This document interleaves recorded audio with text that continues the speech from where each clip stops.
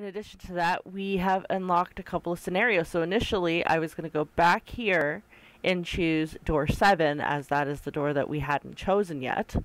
And then we would go from there. There was this factory somewhere in America making big old EDT crystals. A year after the factory started up, something strange started happening with the crystals they were building. Water molecules started attaching themselves to the EDT crystals. This made them into a sort of mutation of the original crystals, called a hydrate. Once the crystals turn into a hydrate, though, it's useless as a cleaner. After that day, the same thing started happening in EDT factories everywhere, even ones nowhere near that first American factory. Like the molecules were communicating with one another, transmitting information in a way humans couldn't perceive. Okay then, I'll tell you. I'll tell you what happened on this ship 9 years ago. It was an experiment to test some sort of psychic thing. This is exactly what we heard when we went to door 2. Communicating through these fields that you can't see. I want to go through Door 6. As I said, we'll do door 6 here, and then we can backtrack to doors 1 and 2 later. Oh, you're really warm. Is your fever coming back? Yes, it probably is. Have you ever heard the story of the 2 Santa Clauses? It goes that a long time ago, there were 2 Santas. One of them wore white, and the other one wore black. The white Santa gave presents to good kids, and the black Santa played tricks on bad kids. They went on like that for a while, but eventually the black Santa's tricks started to get worse and worse. Pretty soon, the white Santa couldn't stand it anymore, and he stabbed the black Santa to death. When he stabbed the other Santa, the white Santa got blood all over his clothes. And that's why his clothes are red. Wow, that's dark. After walking for nearly 15 feet, they found themselves in front of a metal door. It opened easily enough, and they passed through it as well. A new room stretched out before them. Oh, another puzzle room, I guess? Is this a warehouse? Seems like.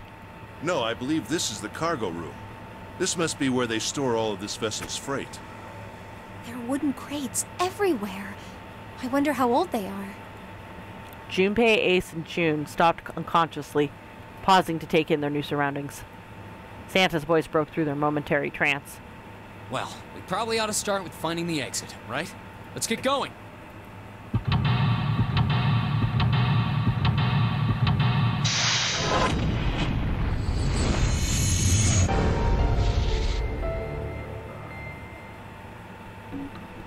Okay, cargo room. That's basically self-explanatory.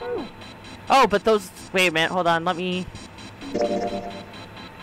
These boxes right here have numbers on them.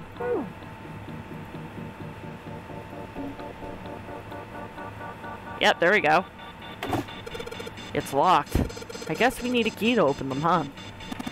All of the boxes have numbers on them. What if we need a different key for each? Oh. Ace bent down and picked up something that had been sitting next to the box. Junpei, take a look at this. It's a picture. No way. Is that a card? Ah! That's Lotus! Card with Lotus's face printed on it. Okay, so this would be the number 8. Some numbered boxes and cards with pictures of all of us. Does that mean we need to collect the cards we don't have? Yep, seems like. We've searched all the boxes. There's nothing in them. Oh, that's me. This one's got me on it. And June. This must be... Oh no! Don't look at it! I'm not cute at all, and I'm not photogenic, and I don't look sexy either. Next to Clover, my skin looks gross. And I'm not sexy like Lotus. I know guys go for women who look like Lotus. But I'm trying to. I'm doing the best I can. So please don't call me a board or a trash can or a cutting board.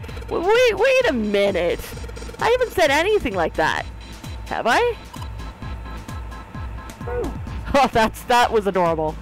I guess we move on. These crates are quite large. They seem to be tied to one another with sturdy straps. A box.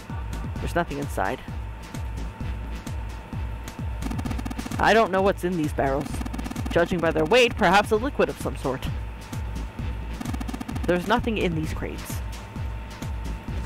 Ah! It's Ace's card. You look like some kind of European lord. Oh, my headshot. You want to see it?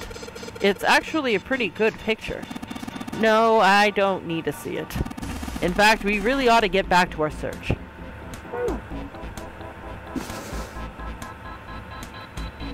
Okay, moving on. Ah! This guy. This guy was the 9th man on it. He's the first victim of this Nonary game. Actually, come to think of it, he was acting pretty weird. I wonder what his deal was. These crates are a little smaller than the others. They look like they're the children of the other crates. Junpei, that sounds like some sort of fairy tale. Really? I don't know, man. You ever think about how crates would reproduce? Doesn't sound like a fairy tale to me.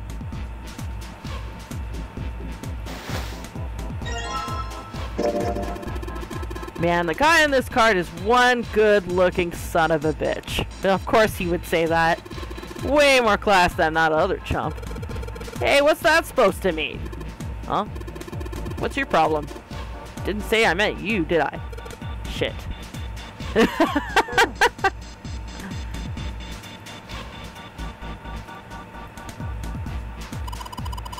There are 3 crates here, stacked up like stairs. Climb up there. I think we can get over the fence. Junpei, you think you could take a look at that? Sorry, but no thanks. Why? I've got a bad feeling about it. Pussy. Okay, fine. I'll go. Please be careful, Santa. Yeah. But just in case. Wait, what's he doing? What's he going to do with that screw? I don't see what throwing a screw at the fence is. Holy shit! This... Oh, man. There's electricity running through that fence. Looks like it. Then we can't get to the other side. Well, we could jump off those crates, but we wouldn't be able to get back.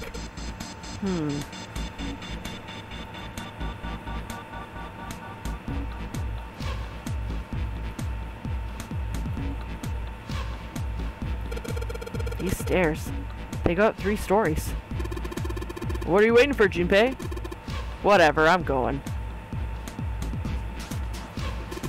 This is the only door here except for the one we just came in through. Then this is the exit. No shit, Sherlock. Of course it's locked. Is it an electric lock? No, just a keyhole right under the doorknob. So to open this door, we've got to find the key that fits that keyhole. Yeah.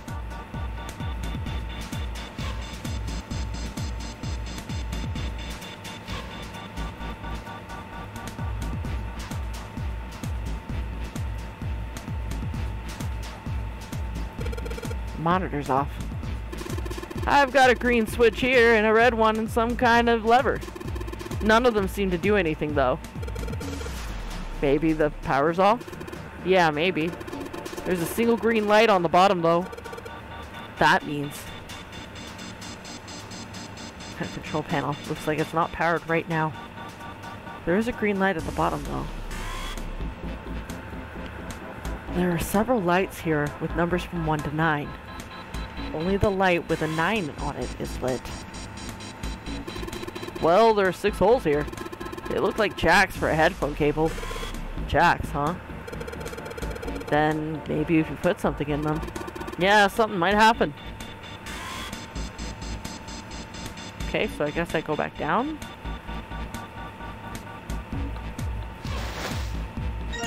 Ah! Snake. Is that Ace's card? Yeah, you want to see it? No, that's fine.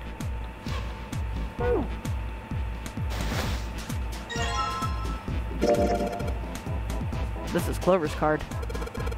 You know, looking at this photo, she's kind of cute, isn't she? Huh? What's up? Oh, nothing. Nothing at all. Why does her smile make me feel cold? There's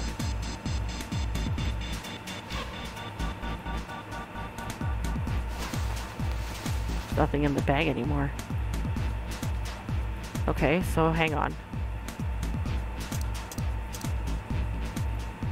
In order to open the crates, I'm going to need all of the cards.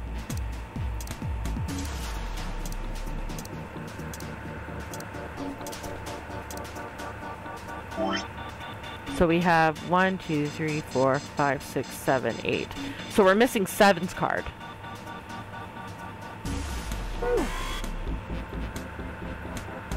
Nothing in these boxes. Ah, there we go. This is 7's card. If this is supposed to be a trading card, it's not a very good one.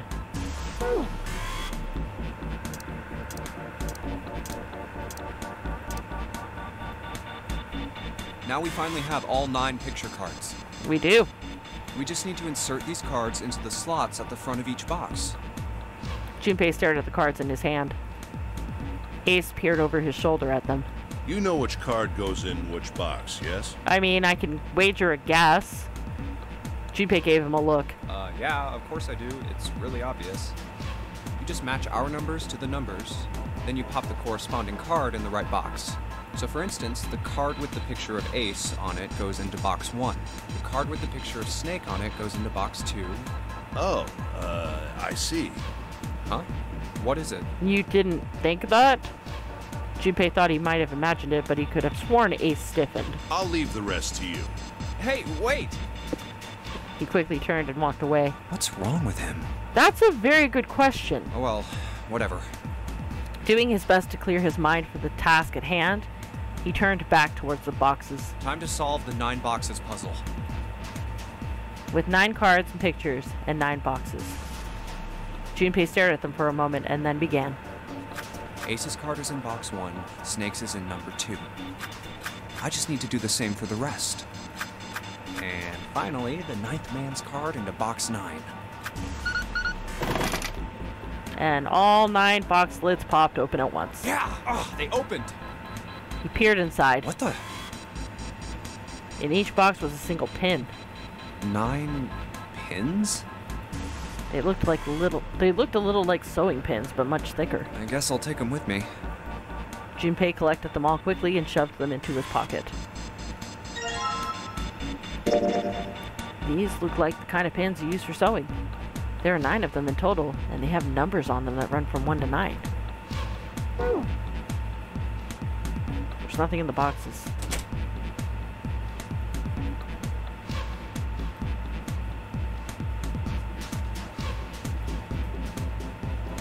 Maybe they go in these? There are 6 holes here, and it looks like the pins I just found would be a perfect fit for them. The ones you found in the boxes, right? Well, why don't you try it out? Alright, let's see what happens. I think 2, 4, and 6 should go on the top part, 3, 5, and 7 in the bottom. Well, some of them lit up. Yeah, 3 and 6. I wonder if there's some kind of rule that determines which lights go on. Well, I put 2, 4, and 6 pins on the top, and the 3, 5, and 7 pins in the bottom. You think maybe it's the digital root? The digital root? 2 plus 4 plus 6 equals 12. The digital root of 12 is 3. Therefore, light 3 turns on. 3 plus 5 plus 7 equals 15. The digital root of 15 is 6. Therefore, light 6 turns on. Makes sense, right? I see. The lights that match the digital root of the pins inserted on the top and lower parts will light up. So that's how it works. Well, there's one other thing I'd like to check. Well, if he wants to try, he's certainly welcome to.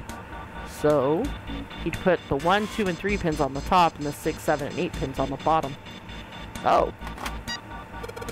They turned off. 6 plus 7 plus 8 equals 21. The digital root of 21 is 3. Therefore, light 3 turns off. 1 and 2 plus 3 is 6.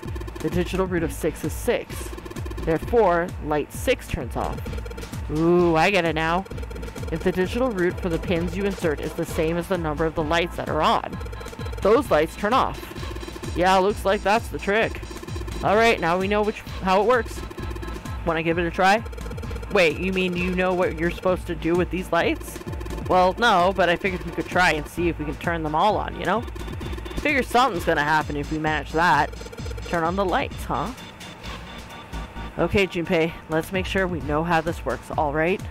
Pick one of the 6 holes. Then pick one of the pins in your hand and insert it into the hole. Keep it up until all 6 of the holes are filled. Once all the holes are filled, the lights with the numbers that correspond to the digital roots of the pins in the upper and lower parts will turn on. However, if a digital root corresponds to a light that is already on, that light will be turned off. The goal is to turn on all the lights. Alright, let's do it. Okay.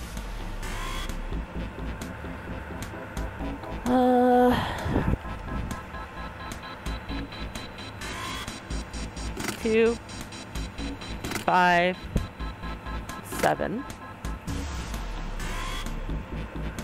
6, 8, and 9. What?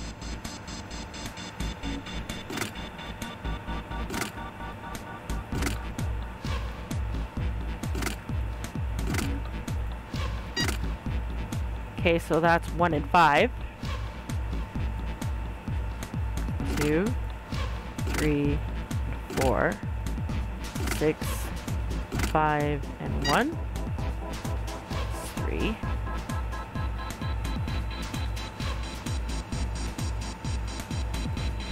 7, 6, 5, 2, 8. Okay, so I just turned 5 off by accident. Okay. 6, 1, 4, 2.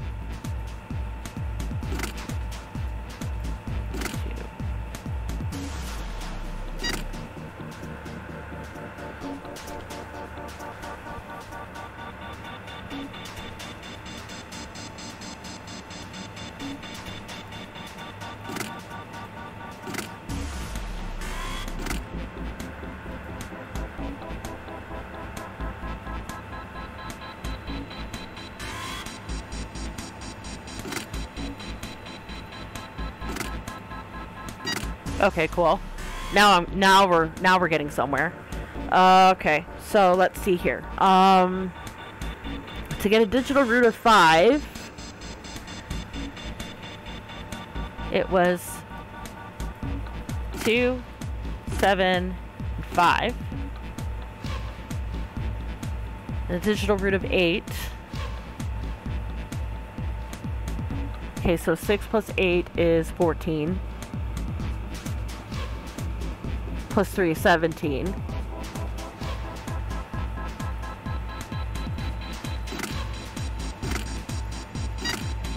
Perfect. Now all we need is a digital root of 6 and 7. So,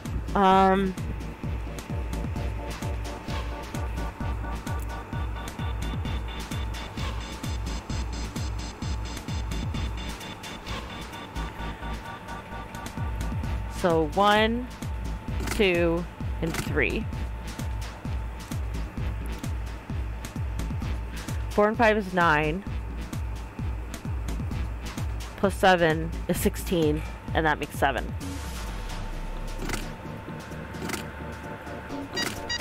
Nice! Oh! The lights are all on and the shutter opened up. Hey, does that mean... Yeah, we gotta do it again. Man, I thought I was doing so well. So F, hexagonal, so it goes 9, and then A is 10, B is 11, C is 12. Oh, no, wait. I don't know. Okay, so we've got 9 holes, and there's an F up above them. I don't know what the F means, but I do know one thing. What's that? This time, there are 9 holes. Yeah, I just said that. So we need to insert 9 pins. Man, that's boring. Well, why don't you just try it all? Try it, alright?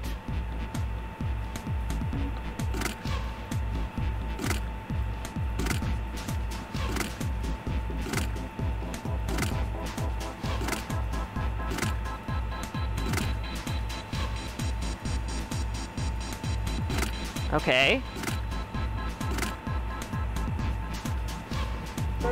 I don't know. You think maybe the F means 15? 15? Yeah, 15 is base 10 is F in a hex, right? You're right. Yeah, that's gotta be it. Alright, then let's give this one more shot. So wouldn't 15 be 6?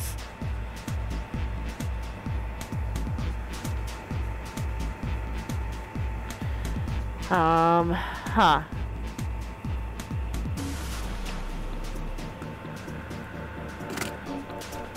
2 plus 3.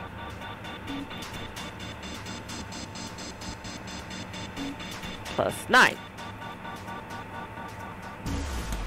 I am so confused. I don't know. Seems like the letter F up there means 15. Alright, let's give it one more shot.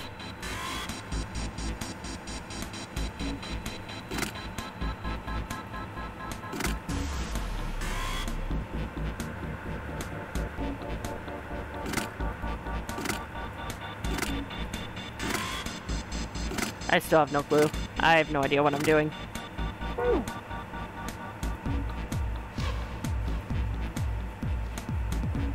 Needs to add up to 15. Alright, let's give it one more shot. Okay, so 9 plus 6. Okay, I got it. I don't got it. Looks like some sort of control panel. Nothing's happens when I press the buttons, though. If we want to get any electricity through here, we might need to do something with the distribution board of the bottom of the device.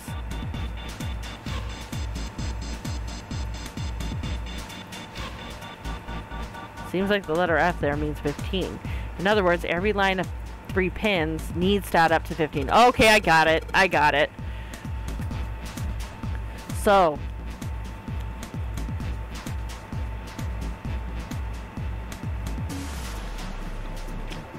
we'll do this.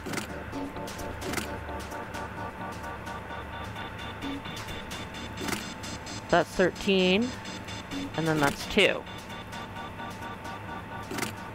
13, no, that's still 13.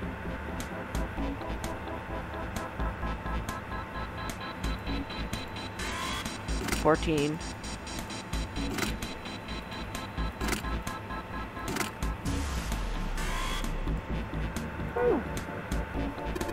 Junpei, do you know the sum of 10 and 15? Yeah, it's 15. 10 and 5. Do you really think I'm that much of an idiot? Alright, so what are the sums of 1 and 9, 2 and 8, 3 and 7, and 4 and 6? They're all 10. So if you put the 5 pin in the middle, that's the sum going to be for each of those. Well, if there are 10 right now, yeah, I think you've got it. I'll just let you figure the rest out. Okay. So 5 has to be in the middle. 7 plus 3.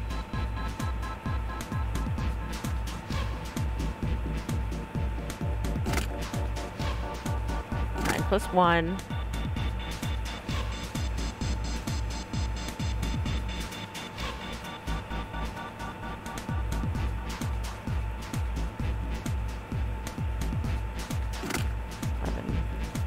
4.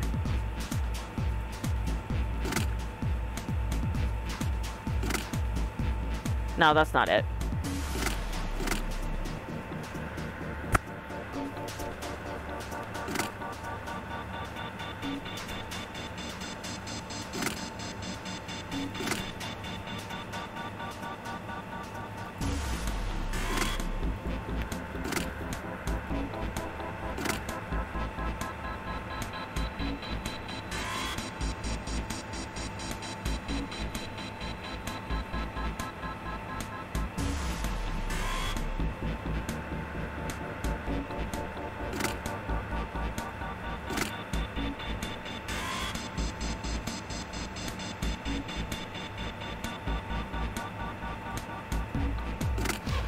I legit have no idea what I'm doing. Okay, so full disclosure, I totally looked this one up because I'm dumb. So please, no judgment.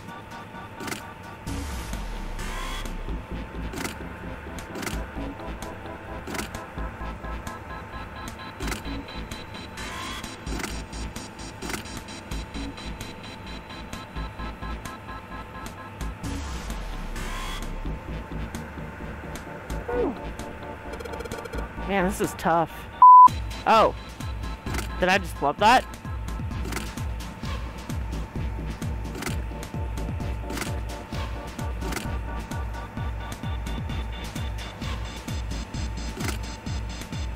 Yeah, I did. I think I did.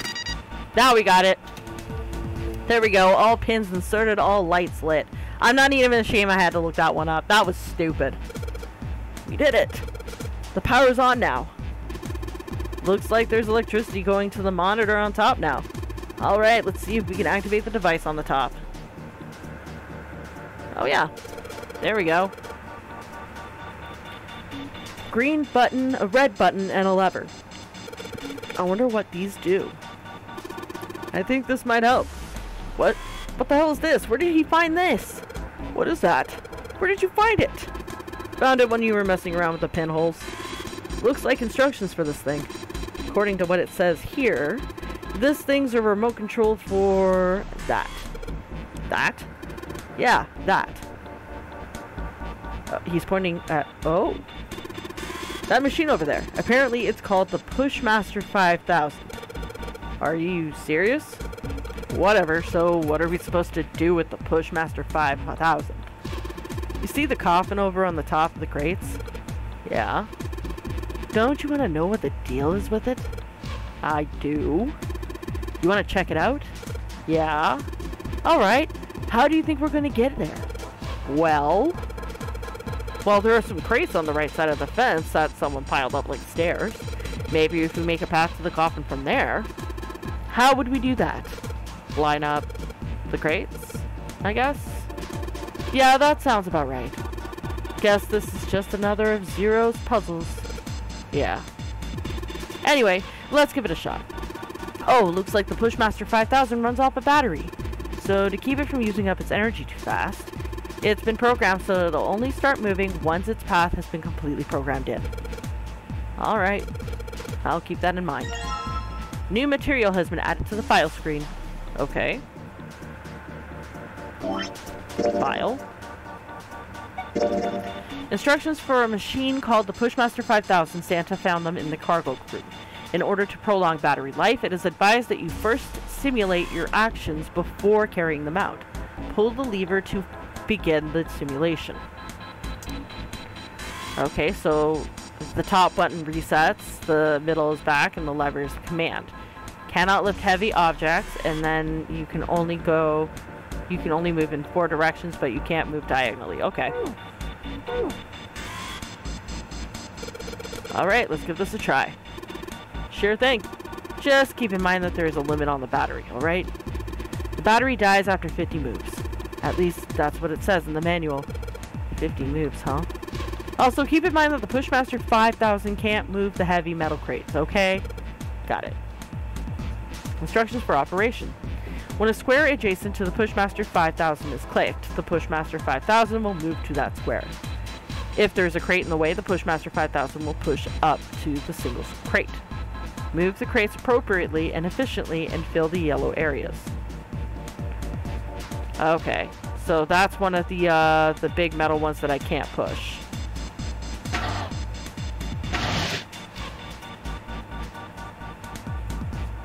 I think I might have already fucked up this puzzle. We shall see.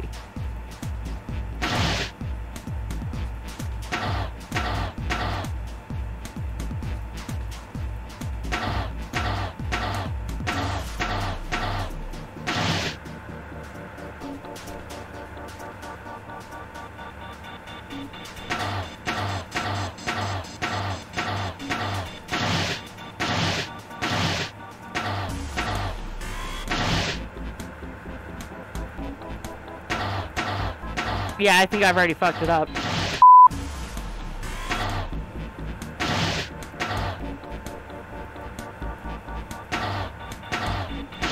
Ah, shit.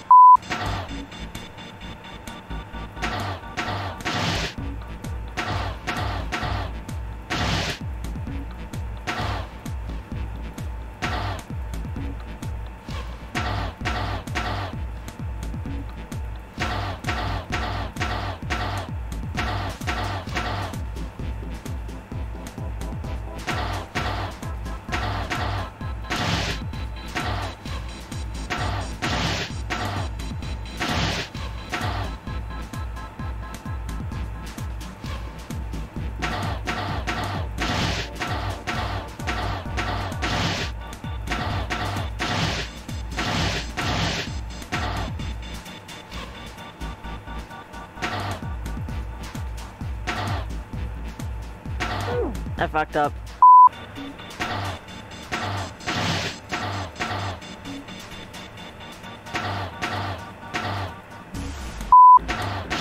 Ah.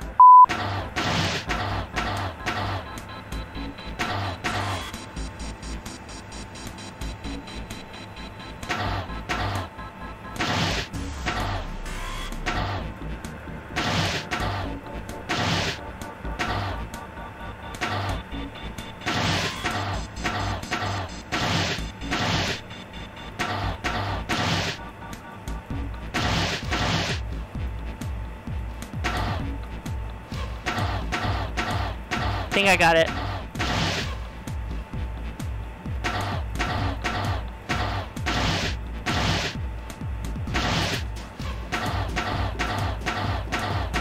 No, I don't. Shit. The name makes me think it can only push stuff. Maybe it can only push one box at a time because it just doesn't have enough power for more? Hey, did you notice that the number of moves you can make just went up? Really? Maybe it says something about this in the manual. When beginning operation, it will take some time before the Pushmaster 5000 is fully charged. In other words, it doesn't start out with a fully charged battery. You got 51 moves last time, so you should get 52 this time. Oh! So basically, this is the game taking pity on me.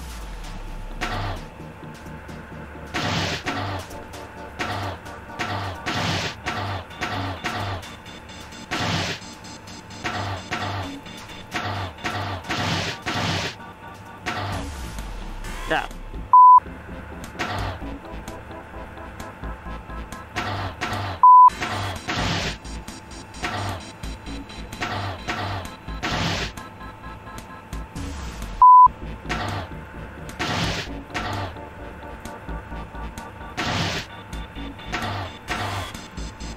Nah, I already fucked it up.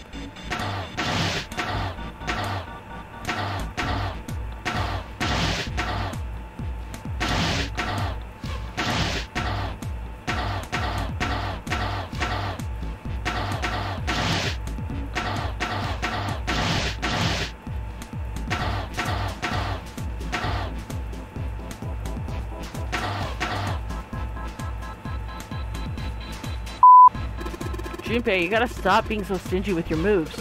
Huh? What are you... You've got enough power to get around the whole field at least 3 times. If it gives you that many moves, then you're probably going to have to use quite a few of them, you know? Okay, yeah, I got that. I just hate these type of puzzles. This is probably another one I'm going to end up having to look up because I suck. A few moments later. Hey, if you go around the field once, you end up moving the crates into a sort of crisscross, right? Sort of being the operative part of that sentence. Yeah, true. I was just thinking, moving those crates into a cross might help us get them where we need them to get them. Oh, what do we do after we've done that? I'm not sure what we should do after making a cross with them.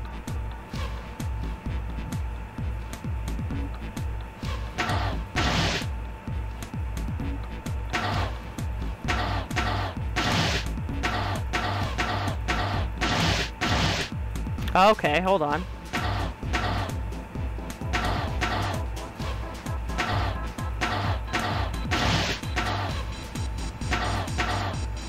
No, I fucked it up.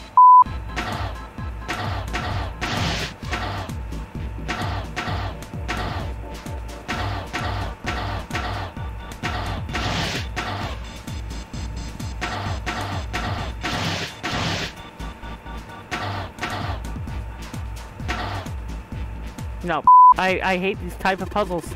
So I was thinking about what we should do after we've got the crates into a cross. Come up with something? Yeah, you know the 4 squares on the right that we're trying to get the crates into? I think we need to fill the second one from the top first. And then... Hey, cut me some slack. I'm still trying to figure out that part, okay? Somebody's getting touchy. Whatever, I think I can get the rest on my own. No, you can't! Alright, he said I need to get the second one from the top filled first. So basically what Santa's saying is move around the field and make a cross with the crates. And fill the second spot from the top first, I think. Alright, let's give this another shot.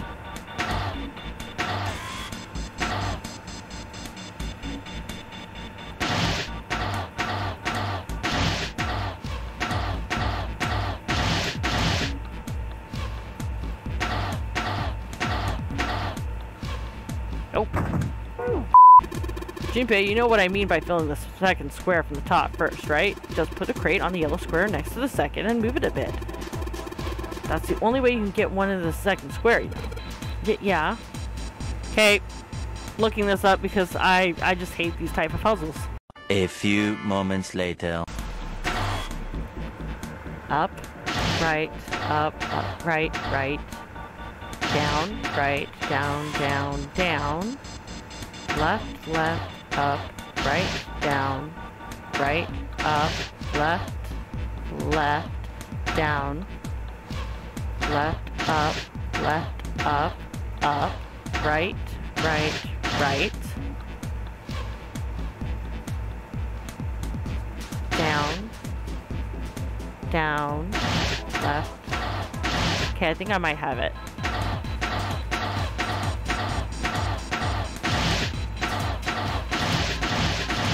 There we go. Okay, I'm done putting in the program. What do I do next? Just be quiet and watch. See? It's moving already.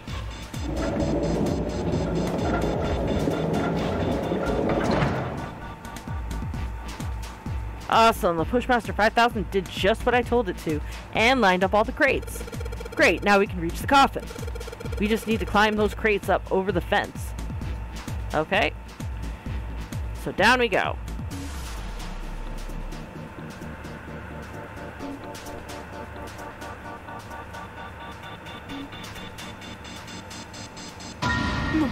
Mummy! Yeah, it's the mummy.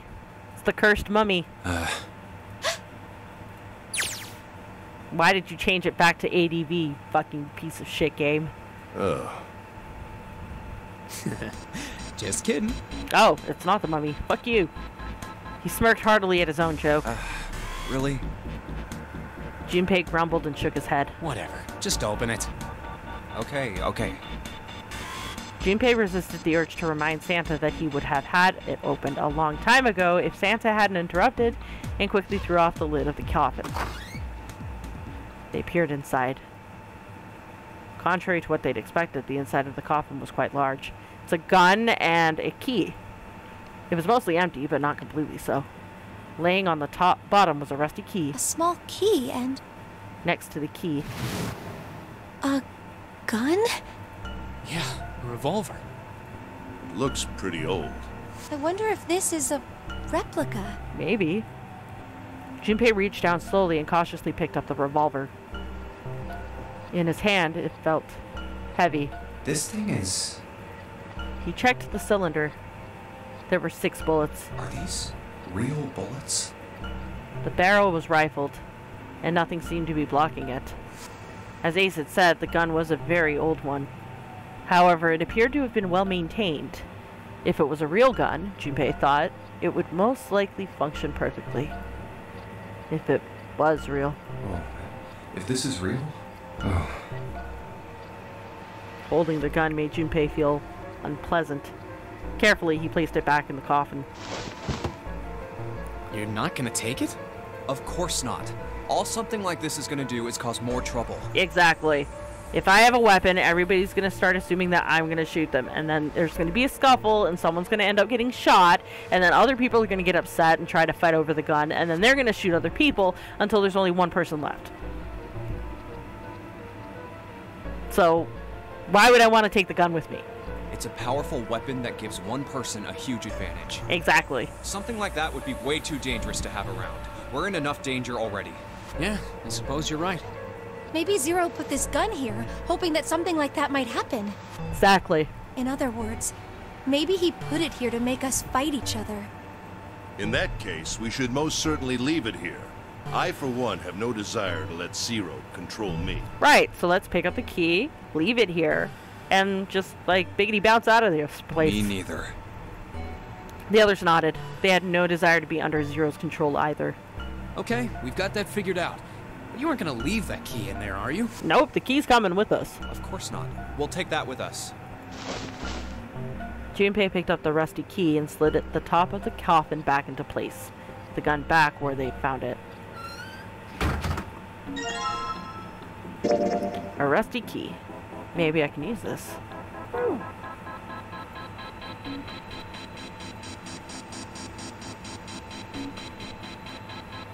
Let's just put this key in here and... Yes! Sounds like that did it. Yay! Looks like it's open, Jumpy. I see. This key should open this door. Hey, what are you waiting for? Let's go! Yes. It's opening. Fuck this room.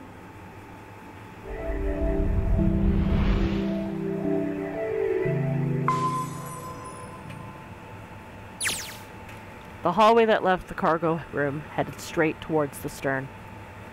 A long hallway, huh? Yep. Let's check it out. Junpei and the other three proceeded down it silently. Some distance along it, a large room opened up on the left-hand side.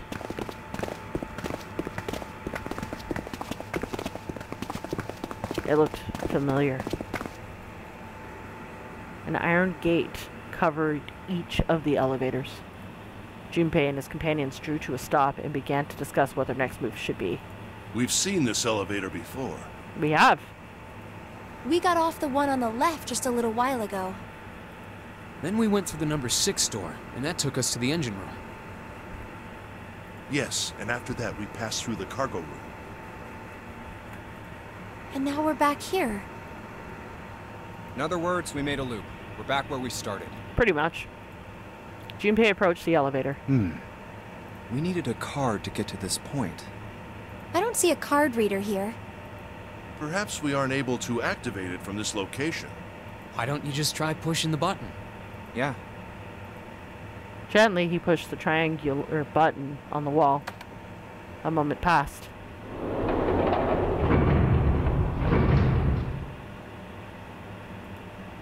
It works.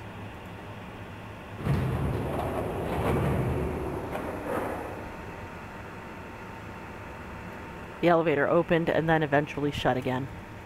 I think so. Pushing the button had apparently restored power to the elevator. Good. Now we can go back if we need to. What do we do? Should we return to C deck? No, this hallway keeps going. Even if we do end up going back, I think we should see what's down there first. That's a good point. I agree. Let's go. Their decision made, Junpei and his companions left the elevators behind and continued down the hallway. Some time later, Looks like it ends here. Santa, who had been walking several paces in front of the rest, suddenly stopped. Only one door. They searched around just in case. There isn't anything else. It's the only way to go. It was the door, or nothing. All right, let's open it. Junpei took a deep breath, readied himself, and grabbed the doorknob and pulled the door open.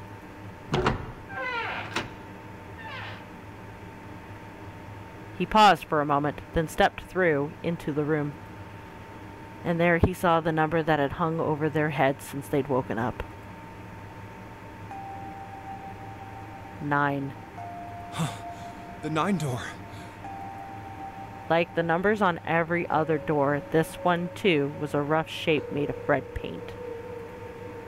Its door was set into the back wall of the room. Junpei leapt toward it with a sudden burst of hopeful energy. It was a large double door, heavy and full of solemn importance. He grabbed the door handle and shook. Of course it wouldn't be that easy. Nope. The red sat on the wall next to the door. Displayed on it. Vacant. Huh. We finally found it. Junpei felt himself overwhelmed by a torrent of emotion. At last they'd found the exit, but cold gripped his heart, and he knew all too well why. As he stood frozen, unsure of what to think or feel. Jumpei! Huh? Look! Behind you! He spun around and couldn't believe what he saw. What? A 9-door. There's another one. Whoa! So... it really isn't that easy. There's 2 9 doors. One of them leads to salvation, and then the other leads to doom, I suppose. Why? Junpei's voice was barely audible even to himself. So that if there were enough people to create 2 teams for 9, they'd have to try and figure out which door would lead to salvation. He stumbled toward the second door as if somehow compelled. It was a small single door. It sat in the starboard corner of the room, on the same wall as the door they'd entered from, but in the opposite corner. It's 9, no matter how you look at it.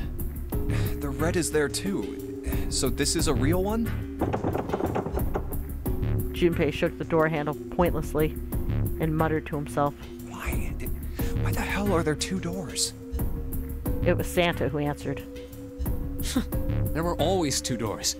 How did you know? I mean, if you think about it, Zero never actually said there was only 1 door with a 9 on it. That's also true.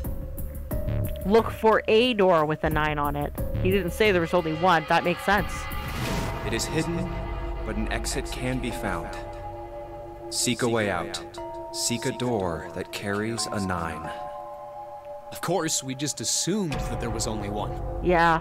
After all, why would there be more than 1? Oh, man. We fell for it. We did. There are 2 doors. That means that all 9 people who had met at the central staircase could escape. No one would be left behind. Exactly. But there's 2 people dead. Now it makes sense why the bracelets are numbers. 1 through 9. Divided into teams of 4 and 5 people. The digital root of both teams ends up being 9. Exactly. Take 1, 2, 7, 8 and 3, 4, 5, 6, 9 for example. The digital root for both teams would be 9. Yep. Or 2, 3, 4, 9 and 1, 5, 6, 7, 8. The digital root is still 9. There are a bunch of combinations that work and they all end up the same way. If one team has the digital root of 9, so would the other one. Exactly. What does that mean? The answer's simple. From the very beginning, the Nonary game was designed to save all 9 people. And yet, again, 2 people. I say 1, but... That's how it was meant to be. Zero didn't lie. He never said there'd be only 1 9 door. But anyone who'd found themselves in the game would have assumed that was the case. Fights would have broken out. One team would likely betray or deceive the other. Someone might be hurt. Someone might get killed. But eventually, they'd reach this very same room and realize how pointless all their infighting was. Exactly. There were 2 doors. There was no need to kill each other. They'd understand and be appalled, overwhelmed with guilt at what they'd done. This game was designed for that purpose. This Nonary game. We were all arguing and fighting over doors at the beginning. But if there had been one slip-up, one tiny mistake that led to more, everything could have been so much worse now. The thought of it sent a chill down his spine. So, what are we going to do, Junpei? A voice broke through Junpei's frantic thoughts.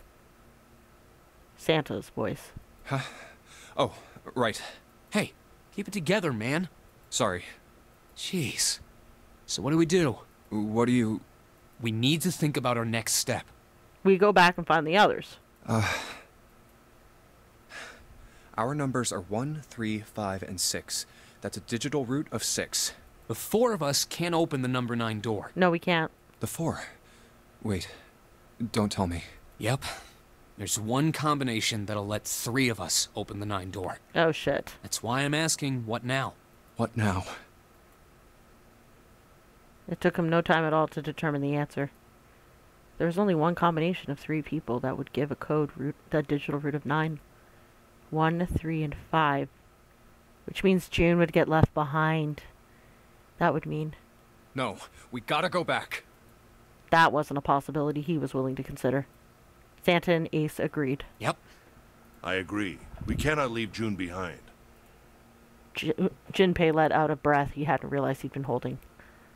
Are you sure? I don't mind staying. Well, we mind, so get to walking. June's body betrayed her true feelings. Her eyes were wet with the beginnings of tears, and her legs shook. It's okay. There's no way we'd leave you behind. Santa had said what Junpei had known the moment he realized which 3 people could go through the door. Besides, I'd rather drown at the bottom of the ocean than escape with this sausage fest. Maybe I'll get to go to Atlanta. Are you sure you don't mean Atlantis? Huh? Oh, right. Yeah, you ruined your own joke, Junpei. Perhaps it was the sudden reassurance that no one wanted to leave June behind, but Junpei laughed harder than he had in some time. Santa and Ace smiled. You guys. Aww. June blinked tears from her eyes and bit her lip. She didn't seem to know what else to say. Very well. Best we head back to C-Deck then. We should be able to take the elevator we passed earlier. Perhaps Clover, Seven, and Lotus will have returned from door 1. Even as they spoke, they knew finding the others wouldn't improve the situation. But even with all 7 of us... Ace knew it. They all knew it. Standing around here isn't going to accomplish anything, don't you agree? Let's find the other 3 first, and then search for another solution. I guess you're right. All right, let's go. Ace looked at all 3 of them, then turned and headed towards the door. Yeah. Okay. Santa and June followed. Huh. Junpei stared towards the door, then stopped. Come to think of it, what is this room? It didn't seem terribly important now, but what exactly was it? We were so focused on the doors, we didn't even look around. It's a chapel. A red carpet ran between 2 columns of wood benches that ran the length of the room. Huh. It looks like it's set up for some kind of ceremony. But what kind? It's a chapel! Facing the 9 door was the carpet leading to the bow of the ship. And at the end... was it an altar, perhaps? There was a small rectangular alcove at the end of the carpet, and inside the alcove was a raised platform. Resting on top of the platform was a coffin. A coffin? What on earth is a coffin doing in a place like this? But before Junpei had time to answer that question... Hey, Junpei! The hell are you doing? Let's move! Santa's voice echoed in from the hall outside. Right, okay. I'll be right there. Junpei turned on his heel and left the quiet, somber room.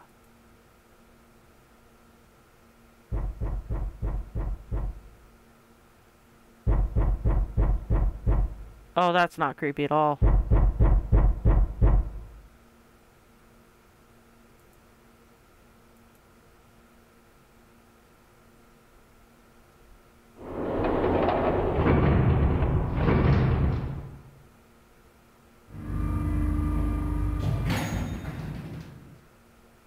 They took the elevator up to C-Deck.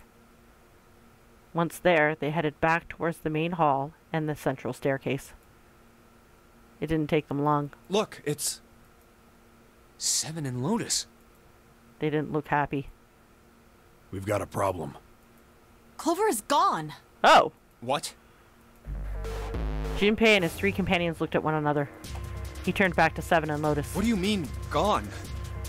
Ace, Santa, and June had their own questions to ask. When? Why? You 2 went into door 1 with Clover, didn't you? Seven and Lotus responded as best they could. Yeah, we went through the door together. But Clover barely spoke to us. She just did her own thing the whole time. There were 4 rooms on the other side of door 1. She wouldn't let us into the 4th room. She just said, I'll take care of this one. And shut the door. She must have blocked it with something on the other side. We waited for a while, but Clover didn't come out. We called for her, but she didn't answer. So I kicked down the door and we went into the room. But... It was empty. Clover wasn't there. There was a door on the other wall. And it was open. We figure she opened the door and left by herself. Yeah, seems like. We ran after her, of course, but Obviously we didn't find her. We figured that much out. Clover's gone. Junpei thought for a moment. When did this happen? We got here just before you. You certainly have excellent timing. So you haven't searched anywhere other than near the staircase? No, we haven't. Finally, Ace spoke. His voice had an edge of resolve and concern. Very well then. We'd best separate and look for Clover. We haven't much time left. Let's begin. Yeah. There were quick nods all around, and the 6 remaining players spread out.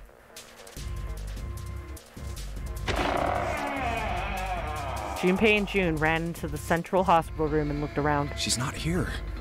No, she isn't. They searched a little longer, but with no luck. They couldn't find Clover. There's no sign of her. Let's go.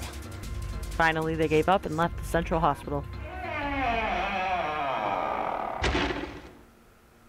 Slowly, they made their way back to the hallway. At last, they reached the stairs and Junpei spoke. All right. I'm thinking we should probably split up. Oh, that's not a good idea. I don't believe so, considering the fact that the last 2 fucking endings I found were piss-poor endings where I died. Yeah?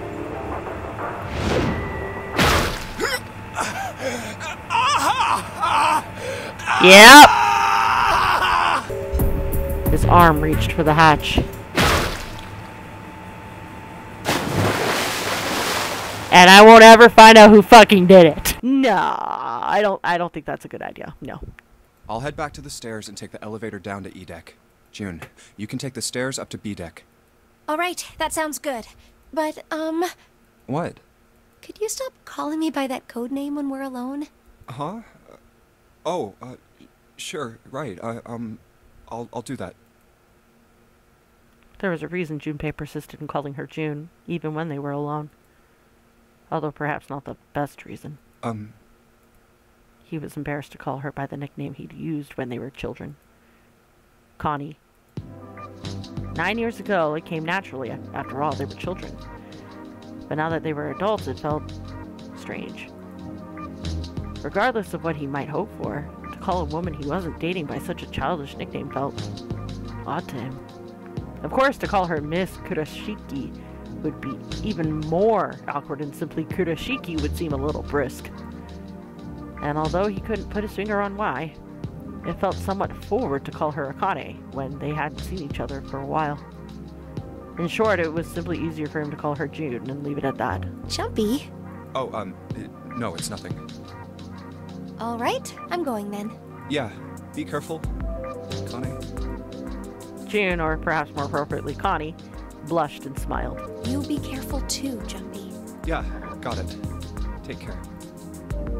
Junpei looked after her for a moment as she ran up the stairs, then turned around and took off to the hallway.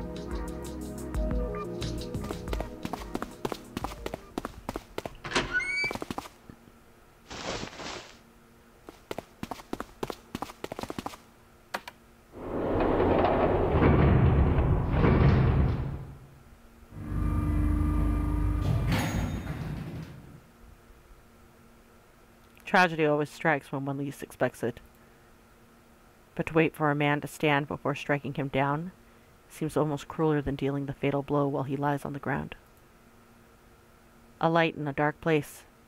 June's smile had given him hope, both for escape and possibly for something else. It was that hope that raised his spirits just enough that they might soon be fully dashed. He opens the elevator door, and there she was. A woman sat slouched against the wall. Lotus. Junpei felt his blood turn to ice. Her body was limp, and her skin, smooth and pale as always, was covered in bright red blood. Junpei felt his chest constrict. He couldn't breathe, and his legs began to shake. A slow, cold drop of sweat trickled down his back. He felt his stomach somersault. Junpei's mind went blank. All his thoughts were replaced with endless hissing white. Driven by little more than instinct, he began to walk towards Lotus, slowly. Each slow movement of his stiff limbs brought him closer to her corpse. Finally, he stood next to her. Robotically, he bent down and put his hand against her neck. There was no pulse. No rise and fall of breathing. She was slightly warm. Something somewhere in Junpei's shaken mind told him that meant she had been killed recently. Yes, Junpei thought, his mind slowly returning. She had been killed. Someone had killed her. There was a deep cut on the left side of her chest. Blood still oozed from it, although clearly her heart had stopped beating some time ago. The weapon had been a knife, then. Perhaps she had been stabbed in the heart once? She would have died immediately. He took little comfort from knowing she must have suffered very little. Only then did Junpei notice. Lotus's bracelet was gone. Lastly, let us discuss how to remove the bracelets. 1. You escape from this ship. 2. Your heart rate reaches 0. In other words, once the bracelet is taken outside the confine of the ship, or the outside of the wearer's heartbeat has fallen to 0, it will shut down automatically. Was that why the killer had ended Lotus's life? So that they might have the number 8 bracelet? If that was true, then the killer was whoever wanted the number 8 bracelet. Or perhaps more accurately, the person who would gain the most by obtaining bracelet number 8. Who was that? Who would benefit the most from the number 8 bracelet? The thought had only just entered Junpei's mind when... Yep. He heard a noise. A sound like a sharp knife cutting through wet meat. It struck him as strange that the noise came from inside his own body. A moment later, the pain hit him. It wasn't merely pain. There was heat, extreme heat as well. He felt as though molten iron had been splashed against the side of his body. Finally, his brain made the connection. He had been stabbed. But where? His body was quickly going numb. He couldn't tell where the knife had met his flesh. Given the circumstances, however, he had most likely been stabbed in the back. Whoever had killed Lotus had now done the same to Jumpei as well. His voice was little more than a weak groan. With what little strength he had left, Junpei turned his body trying to catch a glimpse of his attacker. But as he did, the knife dug itself deeper, twisting viciously.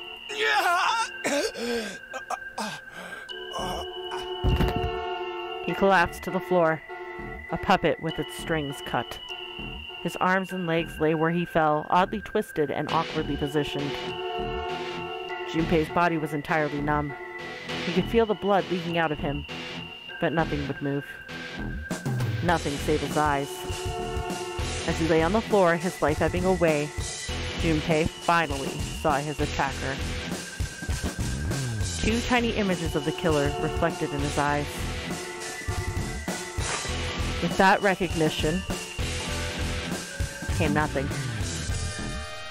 He felt no emotion, not anger, not sadness, not regret.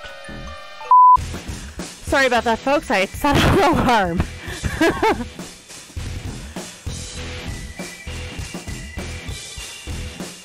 The paralysis that had claimed his body had reached his mind. His killer glanced down at his body. Let me guess, Clover?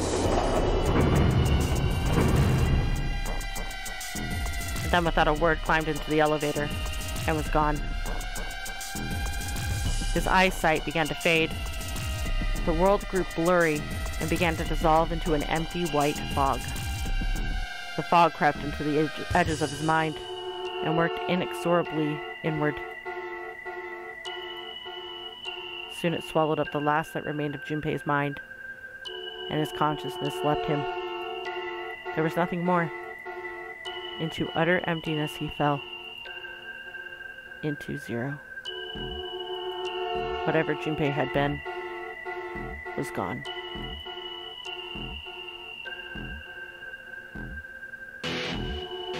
Another bad end.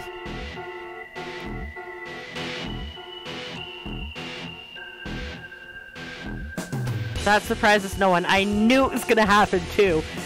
Remember how I said I didn't want to split off from June? That being said, if I'd brought June with me here, we would have both found the body and we both would have been killed, but that's neither here nor there. Fact of the matter was, splitting up was obviously a bad idea, and I paid for it, and now everybody else is going to get murdered by the other guys.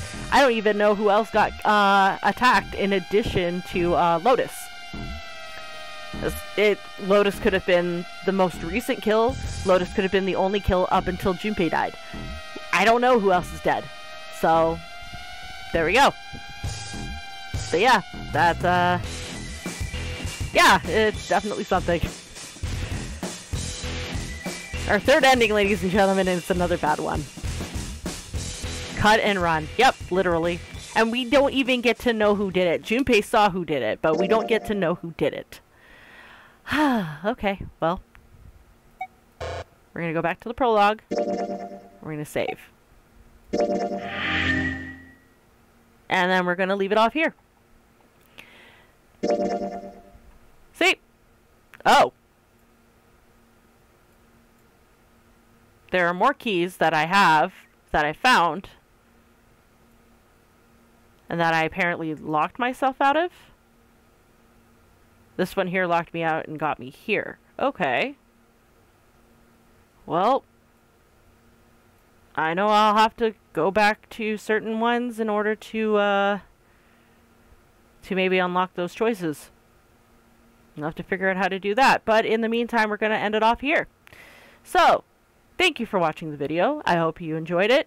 If you did, leave a like or subscribe. If not, leave a comment below letting me know what I can do to improve. And until the next time, guys, ciao.